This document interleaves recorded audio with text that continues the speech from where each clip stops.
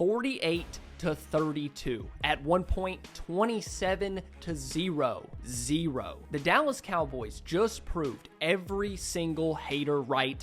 They are frauds. If this game doesn't make Jerry Jones want to clean house, I don't know what will. The Cowboys just got their faces stomped in by the Green Bay Packers on national television in the wild card round. A team with NFC Championship aspirations just got destroyed by the 7th seed. So let's talk about it. Just roll the intro.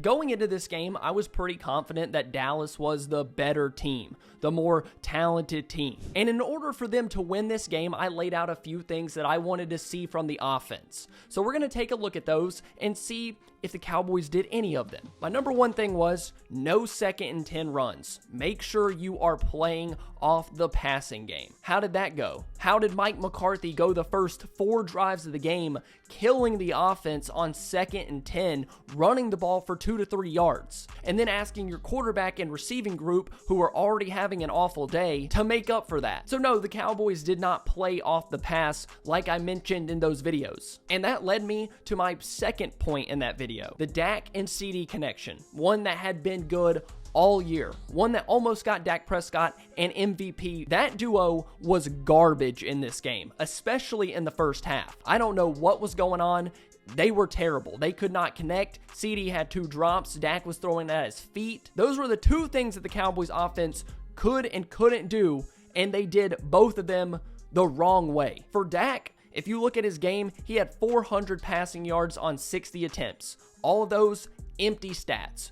They don't matter. He played terrible. Those are empty calorie stats. They mean nothing to how this game went. If you look at the box score, you're like, man, the Cowboys put up 32 points. Dak had 400 yards. They don't matter, because all of that came when Jordan Love was thinking about playing San Francisco in a week. And for this video, I'm not answering the Dak question right now. I don't know what you do at the quarterback position. He just had a near MVP type season and then goes out there and lays an egg in the playoffs, looking about as uncomfortable as you possibly can at the quarterback position. And I feel like this performance wiped out a good majority of every single thing he did good this year. Because with this Cowboys team over the past 3 years, I feel like we get to week 10, week 11, and we're like, all right, we're just waiting for the playoffs. Just waiting for the playoffs. Playoffs get here, your quarterback, your coach, everyone lays an egg. So I don't know what you do with Dak Prescott. You made it to the playoffs, you were the number 2 seed, you go out there and you shit the bed. So that's for you guys to decide. Comment down below, what should the Cowboys do with their quarterback, Dak Prescott? Let me know your thoughts down below, and let's continue with the video. As for Dak's favorite target, CeeDee Lamb, I'm not really mad at him, although he didn't show up in this game either. Regardless of what you're going to do at the quarterback position, whether that's keep Dak, move on, try to find somebody else, CeeDee Lamb is your number 1 receiver, and he'll likely get paid like it this offseason, and it's well deserved. As you can tell by now, this is pretty much just a vent video, so I'm not going to go through here and run through the entire Cowboys offense and say who played good and who played bad, although this video would be about a minute and a half if I told you who played good. But quite frankly, it doesn't matter. I don't think you guys care. I think all of our thoughts and emotions are geared towards what's going to happen in the next 3 to 4 days for the Cowboys. Are they getting rid of Mike McCarthy? Are they getting rid of Dan Quinn? Are they getting rid of their quarterback? And if it's me, I'm not keeping Mike McCarthy. I'm not keeping Dan Quinn. I'm not keeping a single person on this coaching staff. It's different when your offense is terrible, and then your defense is terrible in another game, and then your special teams has an off day as well. But when all 3 are simultaneously this bad, it's a coaching issue. It's a systemic issue. And as much as we love to praise Dan Quinn, what he did to change this Cowboys, they were exceptionally bad, and I think somehow worse than the offense, which is quite the accomplishment. For the past 2 to 3 years, we've gone into the season, and the Cowboys defense likes to act like they're the shit every year, and they just got murdered by Jordan Love and a bunch of young receivers in the wild card round. Here's how bad they were. This is the Green Bay drives when the game actually mattered. Touchdown, punt,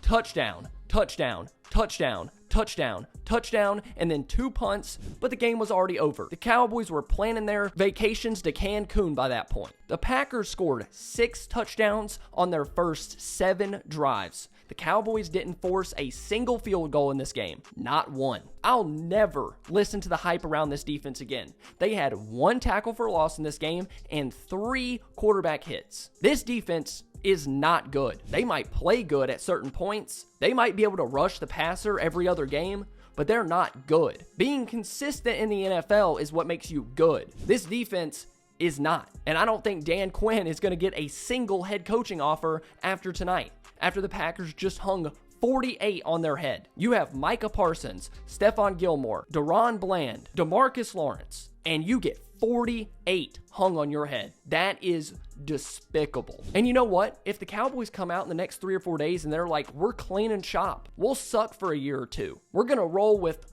whatever for the next 1 to 2 years, rebuild this thing and get it going again. I'm perfectly fine with it. And it might just be the emotions of this game, but the Cowboys feel farther away from a championship tonight than they did a year ago when they lost to San Francisco. They just got blown out at home after not losing a home game since week 1 of 2022. I don't know if it's your quarterback. I don't know if it's your head coach, your defensive coordinator, or your offensive coordinator. Maybe it's a combination of all of them.